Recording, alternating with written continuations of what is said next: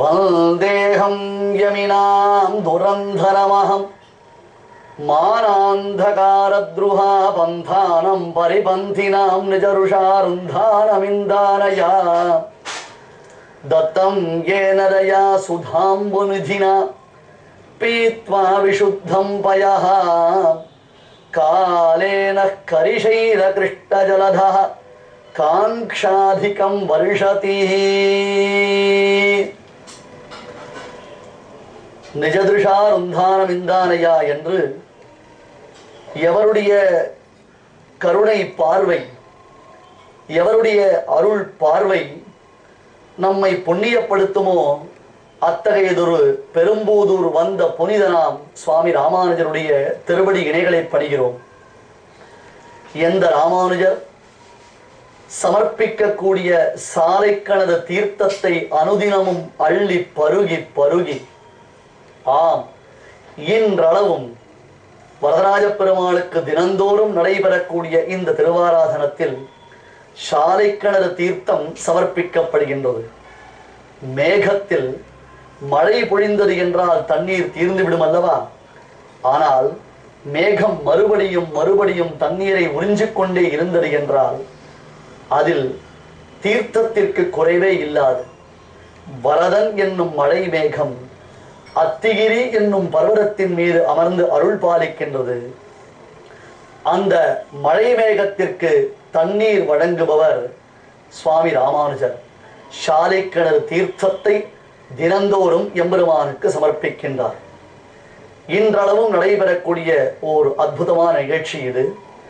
அது தவிர வருடந்தோறும் பகல் 10 இரா 10 என்பதாக அத்தியன உற்சவம் நடைபெறுகின்றது அல்லவா? மார்கழி மாதத்தில் அந்த அத்தியன உற்சவம் முடிவுறும் தருவாயில் சுவாமி நம்மாழ்வார் திருவடி தொழும் வைபவம் முடிந்து அதற்கு மறுநாள் இயற்பா என்னும் திவ்ய பிரபந்த சாற்றுமறை முடிந்தது என்றால் அதற்கு மறுதினம் வரதராஜ பெருமாள் உபய நாச்சிமாருடன் ராமானுஜருடன் இந்த மண்டபத்திற்கு எழுந்தருளுகிறார். காஞ்சிபுரத்தில் இருந்து புறப்படும் வரதராஜ பெருமாள் தன் உபய நாச்சிமாருடன் பகவத் ராமானுஜருடன் இந்த மண்டபத்திற்கு எழுந்தருளுகிறார். இப்பொழுது நாம் சேவிக்கக்கூடிய சாலைக்கிணறு மண்டபம் பகவத் ராமானுஜருடைய சன்னதி. அங்கே விசேஷமான திருமஞ்சனங்கள் கண்டருளுகிறார். சாலைக்கிணற்றிலிருந்து தீர்த்தம் சுவாமி ராமானுஜர் தலைமையில் இங்கே கொண்டு வரப்பட்டு வரதனுக்கு திருமஞ்சனம் நடைபெறுகிறது.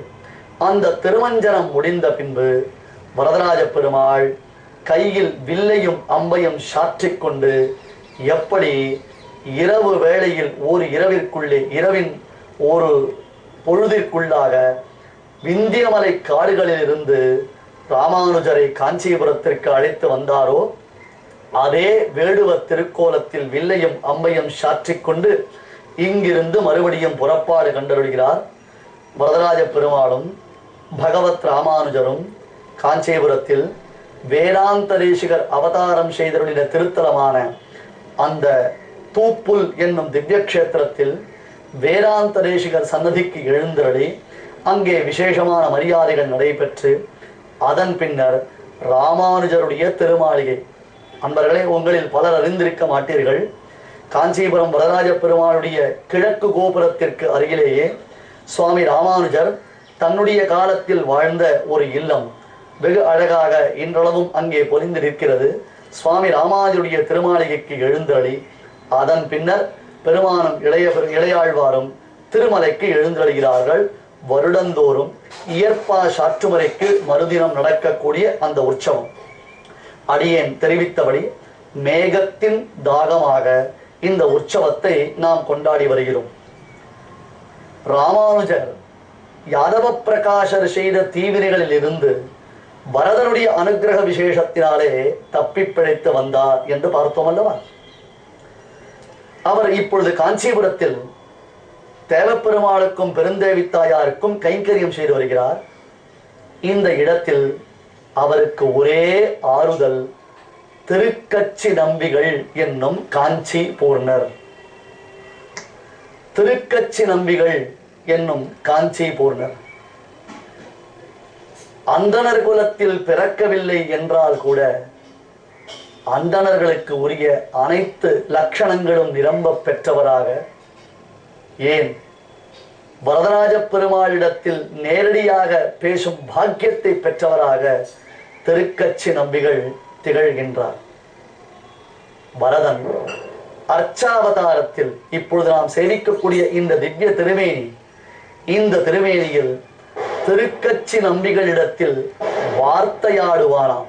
ஆம், தினந்தோறும் கச்சிவாய்த்தான் மண்டபத்தில் திருக்கச்சி நம்பிகள் திருவாலவட்டம் பரிமாறக்கூடிய சமயத்தில் வரதராஜ பெருமாள் அவரிடத்தில் பேசுவாராம். அந்த திருக்கச்சி நம்பிகள் அவதாரம் செய்தருளின புண்ணிய திருத்தலமான சென்னையின் அருகிலேயே அமைந்திருக்கக்கூடிய, இங்கு எழுந்தருளி சேவை சாதிக்கக்கூடிய தாயாரின் திருநாமத்தினாலே விளங்கும் ஒரு க்ஷேத்திரத்தில் நாம் திருக்கச்சி நம்பிகள் வைபவத்துடன் ராமானுஜ வைபவத்தை தொடரப் போகின்றோம். இந்த இடத்திற்கு பூவிருந்தவல்லி என்பது பெயர். பூவிருந்தவல்லி என்பது மருவி மருவி தற்காலத்தில் பூந்தவல்லி என்று வழங்குகிறது. உண்மையில் இங்கே சேவை சாதிக்கக்கூடிய தாயாருக்கு பூவிருந்தவல்லி தாயார் என்பது திருநாமம். இவை அனைத்தும் தாயாருடைய சொத்து. இந்த இடம் முழுவதும் தாயாருடைய ஆளுமைக்கு உட்பட்டது. ஆகையால் தான் இந்த க்ஷேத்திரமே பூவிருந்தவல்லி என்பதாக புராண பிரசித்த தலத்தலமாக திகழ்கிறது. இங்கேதான் திருக்கச்சி நம்பிகள் அவதாரம் செய்தருளினார். 1000 ஆண்டுகளுக்கு முன்பாக இந்த இடத்தை நீங்கள் ஒரு முறை உங்கள் மனதில் எண்ணி பாருங்கள். சுற்றிலும் வயல் சூழ்ந்த இடம், வாபி கூப்ப தடாகங்கள் நிறைந்திருக்கக்கூடிய இடம், ஆங்காங்கு சோலைகள் நிறைந்திருக்கக்கூடிய அற்புதமான இந்த திருத்தலத்தில் தான் வைணவ அடியாராக திருக்கச்சி நம்பிகள் அவதாரம் செய்தருளினார். அதுவும் பிறந்தது முதற்கொண்டு காஞ்சிபுரத்தில் வரதராஜ பெருமாளிடத்தில் இவருக்கு அதிகமான ஒரு ஈடுபாடு உண்டு. எந்த விதமான அடிப்படையான வசதிகள் இல்லாத அந்த காலத்திலேயே, அந்த காலகட்டத்திலேயே திருக்கச்சி நம்பிகள் பூவிருந்தவல்லி என்னும் இந்த திருத்தலத்திலிருந்து தினந்தோறும் நடந்து சென்று வரதராஜ பெருமாளுக்கு கைங்கரியம் செய்வாராம். சற்றே எண்ணி பாருங்கள். காஞ்சிபுரம், பூவிருந்தவல்லி அல்லது நமக்கு புரியும்படியாக பூந்தவல்லி, இந்த இரண்டுக்கும் இடைப்பட்ட தொலைவு என்ன? இத்தகையதொரு பெரும் தொலைவு இருக்கக்கூடிய இடத்திற்கு தினந்தோறும் நடந்து சென்று பெருமானுக்கு கைங்கரியம் செய்வார். அந்த கைங்கரியத்திற்கு திருவாலவட்ட கைங்கரியம் என்பது பெயர். திருவாலவட்டம் என்றால் விசிறி விசுறுதல். வரதனோ பிரம்மதேவர் செய்தருளின யாகத்தில் இருந்து ஆவிர்பவித்தான். அயனார் அயலாறு அன்புடன் மேவிய அயமேத வேள்வியில் புகழோங்கு பொன்மலை என்னதோர் புண்ணிய கோட்டியுடன் பகலோன் பகல் விளக்காக பரஞ்சுடர் தோன்றியதே என்று பிரம்மதேவர் செய்த அஸ்வமேத யாகத்தின் பயனாக வரதனுடைய ஆவிர்பாவம் ஏற்பட்டது. அந்த வரதனுக்கு திருமேனிகள் எப்பொழுதும் வியர்த்து கொட்டிக் கொண்டே இருக்குமா. ஒரு சமயம் பிரிட்டிஷ் துரை ராபர்ட் கிளைவ் என்பவர் பெருமானை சேவிக்க வந்த பொழுது அங்கே இருந்த அர்ச்சகர் சொன்னாராம், பெருமாள் வெயிலில் புறப்பாடு கண்டருள்கிறார், வெயிலில் அவர் அதிக நேரம் நிற்கக்கூடாது, அப்படி நின்றால் பெருமாள் திருமேனியில் வியர்க்கும் என்றவுடன் ராபர்ட் கிளைவ் சொன்னாராம், இது என்ன ஆச்சரியமாக இருக்கிறது, இது ஒரு ஐடல், வெறும் ஒரு பதுமை, இதற்கு வியர்ப்பு உண்டா என்று கேட்க உடனே அர்ச்சகர் ஒரு கைத்துணியை கிழித்து வரதராஜ பெருமாளுடைய திருமுக மண்டலத்தை துடைத்து அந்த பிரிட்டிஷ் துறை ராபர்ட் கிளைவ் எதிராக பிழிந்து காண்பிக்க பெருமானின் திருமேனியிலிருந்து பெருகிய வியர்வை அப்படியே இந்த துணியிலிருந்து பிழியப்பட்டது. இந்த ஆச்சரியத்தை கண்டு வியந்த ராபர்ட் லைவ் தான் ஆற்காட்டு போரில் வெற்றி பெற்றதின் அடையாளமாக வரதனுடைய வைபவத்தை பறைசாற்றுவதாக ராபர்ட் லைவ் மகரகண்டி என்னும் உயர்ந்த திருவாபரணத்தை வரதராஜ பெருமாளுக்கு சமர்ப்பித்தார். இன்றும் காஞ்சிபுரத்தில் வையங்கண்ட வைகாசி திருநாள் 3ஆம் திருநாள் கருடோற்சவத்தில் பெருமாள் வரதராஜ பெருமாள் அந்த ராபர்ட் லைவ் மகரகண்டியை தான் சமர்ப்பித்துக் கொண்டுதான் சாற்றிக் கொண்டு புறப்பாடு கண்டருள்கிறார். ஆகையால் வரதனுடைய திருமேனியில் எப்பொழுதும் ஒரு வியர்ப்பு உண்டாகும். அதற்காக திருக்கச்சிரம்பிகள் பெருமாளுக்கு திருவாலவட்ட கைங்கரியம் செய்வார்.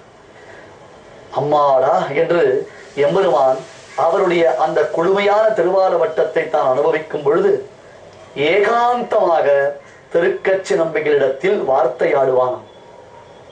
எனவேதான் தான் என்ன கைங்கரியத்தை பெருமானுக்கு செய்ய வேண்டும், எந்த கைங்கரியத்தை தான் செய்தால் பெருமாளுக்கு திருவுள்ள முகப்பாக இருக்கும், அத்தகையதொரு கைங்கரியத்தை பெருமாளே தனக்கு நியமிக்க வேண்டும் என்ற ஆசை கொண்டு சுவாமி ராமானுஜர் திருக்கச்சிரம்பிகள் வாயிலாக பெருமான் தாயாருடைய திருவுள்ளத்தை அறிந்து சாலை கிணற்றிலிருந்து தினந்தோறும் தீர்த்தம் கொண்டு வந்து சமர்ப்பித்துக் கொண்டிருக்கிறார்.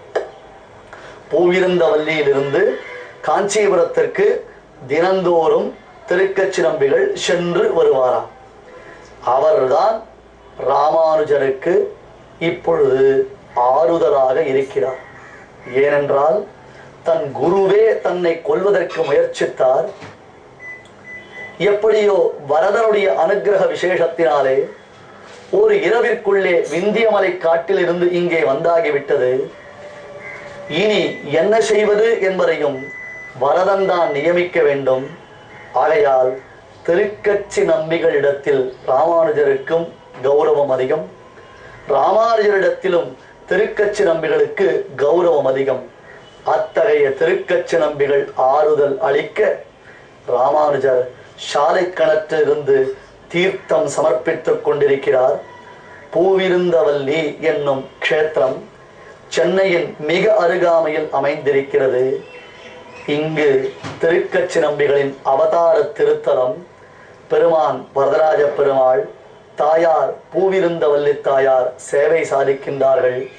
இவர்களுடைய திவ்ய சேவையுடன் உத்தமமான அந்த திருக்கச்சி நம்பிகள் வைபவத்தையும் அனுபவித்துக் கொண்டு மேலே யாதவ பிரகாஷர் யாத்திரைக்கு சென்றவர் திரும்பி வந்தாரா, ராமானுஜரை கண்டாரா, ராமானுஜர் வாழ்க்கையில் இன்னும் எத்தனை திருப்பங்கள் உண்டு என்பதையும் நாம் தொடர்ந்து அனுபவிக்கலாம்.